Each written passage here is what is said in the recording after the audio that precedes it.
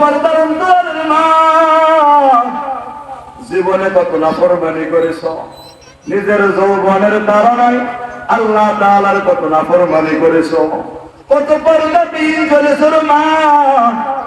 আল্লাহর নবী জানায় দেয় দুনিয়ার জমিনের মধ্যে মা বোনেরা, আল্লাহর নবী বলতে চায় জমিনের মধ্যে মহিলারা মাত্র মুষ্টিময় কয়েকটি আমল করলে মাওলার জান্নাত পেয়ে যাবে। সুবহানাল্লাহ। আল্লাহর নবী বলেন দুনিয়ার জমিনে যেই মা যেই বোন এই আমলগুলো সুন্দরভাবে করবে, আল্লাহ পাক রব্বুল আলামিন হাশরের ময়দানের মধ্যে জানাই দিবে, এই আমার বান্দী শুনিয়া রাখো, জমিনের মধ্যে তোমাকে কিছু আমলের কথা বলেছিলাম।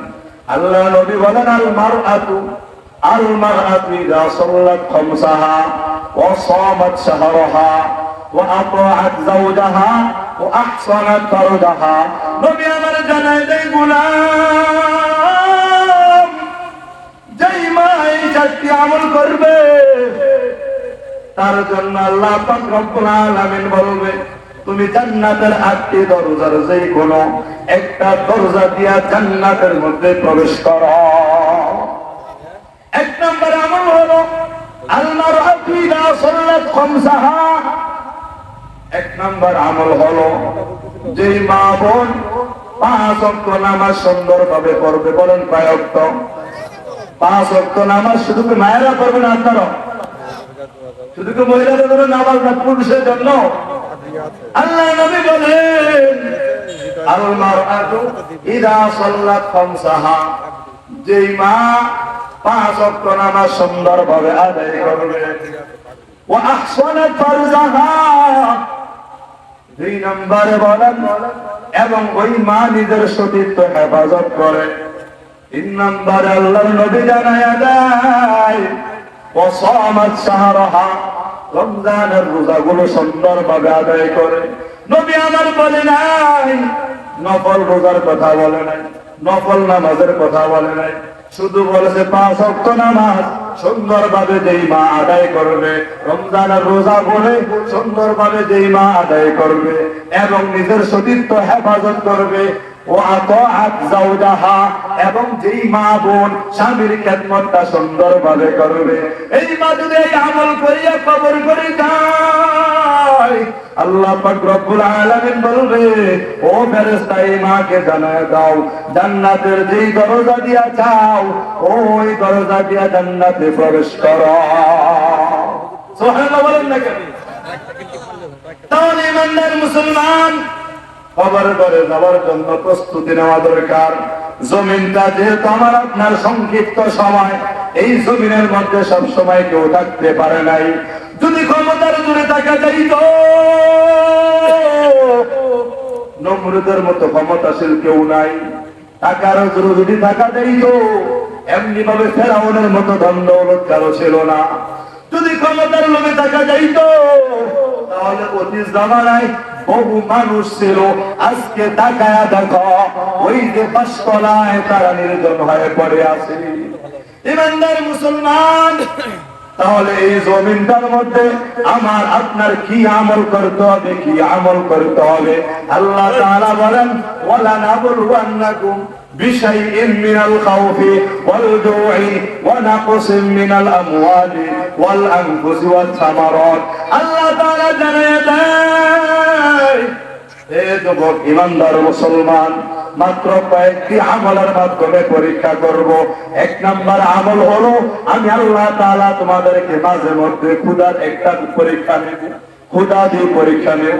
দেখবেন অনেক সময় আমাদের অনেকের খানা নাই, অভাব অনটন আছে না নাই?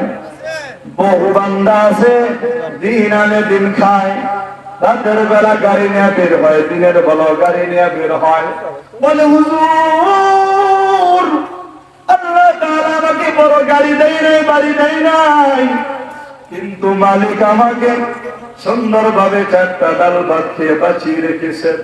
আমি প্রতিনিয়ত রাতের বেলা আমি আল্লাহ তাআলার কাছে কান্নাকাটি করিয়া শুকরিয়া আদায় করি। আল্লাহ তাআলা জমিনের মধ্যে আমাকে কত সুন্দর রেখেছেন। আমার মতো কত মানুষ হাত নাই পাও নাই আমার কাছে টাকা চাই, কিন্তু আল্লাহ তাআলা আমাকে অঙ্গ প্রত্যঙ্গ গুলো সুন্দর দিয়েছেন, আমার তো সুন্দর একটা দেহ দিয়েছেন। কত মানুষ আমার কাছে টাকা চায়, দেখবেন যে অনেক মানুষ আছে পাও নাই, আছে না নাই? যে আল্লাহ তাআলা তাকে পাও দিল না, ওই আল্লাহ তাআলা আমাকে সুন্দর ভাবে বানাইছে।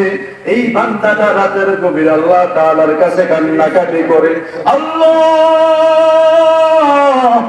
আপনি আমাকে দম দেন নাই গো মালিক, কিন্তু আপনি আমাকে সুন্দর ভাবে বাঁচিয়ে রেখেছেন, আপনার শুকরিয়া আদায় করি। আল্লাহ তাআলা বলেন, এই বান্দার প্রতি আমি খুশি হয়ে গেলাম, রাজি হয়ে গেলাম। আল্লাহ তাআলা বলেন অন্য জায়গায় বলেন, তারপর আমি পরীক্ষা দেব কি দ্বারা, বিশাইইন মিনাল খাউফি ওয়াল জুই ওয়া নাকসিন মিনাল আমওয়ালি ওয়াল আনফুসি ওয়াত তামারা। অনেক সময় আমার আপনার ক্ষেতের ফসল নষ্ট হয় কি হয় না? দেখবেন অনেক সময় অনেকের ফসল কাঙ্ক্ষিত হয় না, অনেক শ্রম দিয়া চাষাবাদ করে, ওই অনুযায়ী ফসল হয় না, ঠিক কিনা? আছে না এমন? কিন্তু এটা পরীক্ষা করেন কে? আল্লাহ। আল্লাহ তাআলা দেখতে চায় যে এই অবস্থাও আমার বান্দা আমার প্রতি সন্তুষ্ট আছে কিনা, আমার উপর ভরসা রাখছে কিনা। যদি এরপরে বান্দাটা ভরসা রাখে, এর চেয়ে বাড়াই দিবে কে? সবাই বলেন কে? আল্লাহ। এটার নাম ঈমান, এটার নাম তাওয়াক্কুল। আল্লাহ তাআলা বলেন, জমিনটার মধ্যে সব সময় থাকতে পারবা না। ইমানদার মুসলমান, তোমার আপনার বয়স তো কম হয় নাই। আমার আপনার কারো বয়স 60, কারো বয়স 70 হয়ে গেছে, কারো আবার 50 হয়ে গেছে, আছে না নাই? আল্লাহ তাআলা বলেন, গোলাম আমি আল্লাহ তাআলা তোমাকে কত ছাড় দিলাম, সুযোগ দিলাম। আমি আল্লাহ তাআলা তোমাকে সময় দিলাম, এখনো পর্যন্ত আমার বন্দেগীর মধ্যে উঠতে পারো নাই। জুলফিকার আহমদ নকশবন্দি বলেন, মনিব গোলামকে ডাক দিয়ে বলে, গোলাম, এ গোলাম, আমি তোমার খেদমতে সন্তুষ্ট হয়ে গেলাম, আমি তোমার আদর আপ্যায়নে সন্তুষ্ট হয়ে গেছি, আমি তোমাকে এবার আজাদ করতে চাই, আমি তোমাকে এবার স্বাধীন করে দেব। গোলামকে মনিব ডাক দিয়ে বলে, গোলাম, আমি এবার তোমাকে আজাদ করে দিব, স্বাধীন করে দিব, তবে তোমাকে একটা শর্ত দিলাম। আমার এই অট্টালিকার পালাখানার সামনে দেখো একটা বড় বাগান আছে, এই বাগানে ঢুকবা, দুইটা বাগান থেকে সুন্দর একটা ফুল এনে আমাকে দিবা। এই ফুলটা দিলে আমি তোমার প্রতি খুশি হয়ে যাব, সন্তুষ্ট হয়ে যাব, তারপরে আজাদ করে দিব। গোলাম মনিব গোলামকে বলতেছে যে আমি তোমার প্রতি সন্তুষ্ট হয়ে গেছি। আছে না অনেক গোলাম ভালো কাজ করলে, তারপর ভালো কাজ করলে মনিব তাকে প্রমোশন দেয় কি দেয় না? বলেন, চাকরিজীবীরা ভালো কাজ করলে মালিক তাকে আরো বাড়ায় দেয়, বেতন বাড়ায় দেয়, আছে না নাই? মনিব বলে, গোলাম আমি তোমার খেদমতে সন্তুষ্ট হয়ে গেলাম, দিল দিয়া শোনেন, মন দিয়া শোনেন, আমি তোমাকে আজাদ করে দিব। শর্ত হলো একটা, এই যে আমার বালাখানার সামনে তাকায়া দেখো, এই বাগান থেকে একটা ফুল এনে দিবা, আমি আজাদ করে দেব। গোলাম চিন্তা করলো, এটা তো যেমন কোন শর্ত নয়। মনিব বলে, গোলাম তবে আরেকটি শর্ত লাগাই দিলাম, বাগানের যেই দরজা দিয়া ঢুকবা, ওই দরজা দিয়া তুমি পিছনের দিকে আসতে পারবা না, সামনের দিক দিয়া বের হবা। কোন দিক দিয়া বের হবে? সবাই বলেন না ভাই? সামনের দরজা দিয়া বের হইবা, পিছনে আসতে পারবা না। গোলাম বলে, মনিব আমার কোনো অসুবিধা নাই, আমি বের হতে পারবো। গোলাম বড় আনন্দ, আইরে জীবনটা বন্দিশালার মধ্যে কাটা দিলাম, জীবনে কত বন্দি ছিলাম, আমোদ ফুর্তি করতে পারি নাই, আনন্দ উল্লাস করতে পারি নাই, মনিবের কথা অনুযায়ী জীবনটা কাটাইলাম, এবার বুঝি আমাকে আজাদ করে দিবে, আমাকে স্বাধীন করে দিবে, এবার মনের সুখে ঘুরে বেড়াইব। গোলাম তাড়াতাড়ি করিয়া বাগিচার মধ্যে প্রবেশ করলো। গোলাম বাগিচার মধ্যে প্রবেশ করিয়া দেখে বাগিচার শুরুতে অনেক সুন্দর সুন্দর ফুল। গোলাম চিন্তা করলো, না না না, এই বাগানের শুরুর ফুল আমি নিব না, কারণ যেই বাগানের শুরুতে এত সুন্দর ফুল পাওয়া যাবে, না জানি আর একটু সামনে গেলে কত সুন্দর ফুল পাওয়া যায়। গোলাম এবার সামনের দিকে অগ্রসর হলো। সামনে গিয়ে দেখে পিছনের ফুলের চেয়ে আরো সুন্দর ফুল এখানে উপস্থিত। গোলাম খুশিতে আত্মহারা হয়ে গেল। হায়রে আমার মনি, যদি এই ফুল দেখে আমার প্রতি সন্তুষ্ট হয়ে যাবে, খুশি হয়ে যাবে, তবে আমি আর একটু দেখতে চাই যে এই বাগিচার শুরুতে এবং এই জায়গায় এত সুন্দর ফুল, না জানি মাঝখানে গেলে কত সুন্দর ফুল পাওয়া যায়। এই কথা চিন্তা করিয়া গোলাম এবার সামনের দিকে অগ্রসর হলো। শর্তের কথা মনে আছে, কই আসা যাবে না, পিছনের দিকে আসা যাবে না। গোলাম এবার মাঝখানে চলিয়া গেল। মাঝখানে গিয়া দেখে পিছনের সব ফুলের চেয়ে সুন্দর ফুল মাঝখানে। গোলাম চিন্তা করছে, না না না, আমার মনির তো বলেছেন সুন্দর ফুল নিয়ে যাওয়ার জন্য, আমি আরেকটু সামনে গিয়া দেখি যেই বাগানের শুরুতে মাঝখানে এত সুন্দর ফুল দেখলাম, না জানি সামনে গেলে কত সুন্দর ফুল। এই কথা বলিয়া গোলাম আরো সামনের দিকে অগ্রসর হলো। সামনে গিয়ে দেখে পিছনের চেয়ে আরো সুন্দর ফুল এখানে উপস্থিত। গোলাম বলে, না না না, আমার মনিবের সুন্দর ফুল নিতে বলেছে, যেই বাগানের সে শুরুতে মাঝখানে এই অবস্থায় আসিও সুন্দর ফুল, না জানি বাগিচার শেষে কত সুন্দর ফুল, কত সুন্দর ফুল পাওয়া যাবে। গোলাম এবার সামনের দিকে গেল। সামনে গিয়া দেখে একবারে শেষ প্রান্তে চলে আসলো। গোলাম টাকা দেখে এখানে আর কোন ফুল নাই। গোলাম বড় পেরেশানি হয়ে গেল। হায় হায় হায় হায়, কি করলাম, কি করলাম। মনির তো বলেছে পিছনের দিকে যাওয়া যাবে না, এখন তো আমি আর ফুল ছিঁড়তে পারবো না।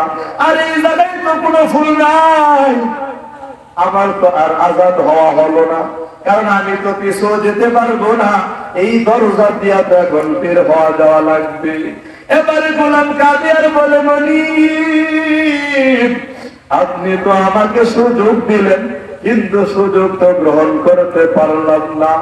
ইমানদার মুসলমান বুঝে থাকলে বলো, নবী আমার জানায়া দেয়, দুনিয়ার মধ্যে তোমার বয়স 30 হয়েছে, তুমি চিন্তা করলা না না না 35 বছরে গেলে দাঁড়িয়ে রাখবো, নামাজ পড়বো, মাওলার বন্দেগী করবো।